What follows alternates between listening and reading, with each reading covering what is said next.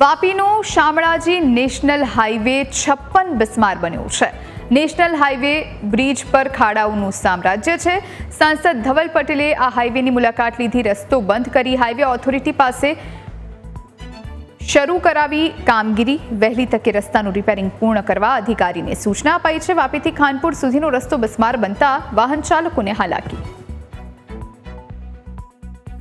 જે આપણા NH56 માં વરસાદના લીધે જે રસ્તાની હાલત થઈ છે અને લોકોએ હાલાકી ભોગવવી પડે છે, એ રજૂઆત અમારા નીતિન ગડકરી સાહેબને કરી હતી। નીતિન ગડકરી સાહેબે તરત જ સૂચના નેશનલ હાઈવે ઓથોરિટી ઓફ ઇન્ડિયાને આપી હતી। જેવું આ રસ્તાનું અમને ખબર પડીને સાથે સાથે જ્યાં જે ધરમપુર કરંજવેલીના પુલ પર ત્યાં બાકોરું પણ પડ્યું, એને લીધે લોકોના જીવન પણ જોખમમાં આવી જાય, એ જેવી જાણ થઈ એટલે તરત જ મેં દિલ્હીમાં પણ નેશનલ હાઈવે ઓથોરિટી ઓફ ઇન્ડિયામાં વાત કરી, ગાંધીનગરમાં એમની ઓફિસમાં જે અધિકારી છે એમની સાથે પણ વાત કરી અને નીતિન ગડકરી સાહેબ સાથે પણ વાતચીત કરીને આ તાત્કાલિક યુદ્ધ ધોરણે આ રસ્તો સુધરે, પૂરો NH56 એની સાથે સાથે આ પુલ પણ સુધરે, એના માટે મેં એમને સૂચના આપી।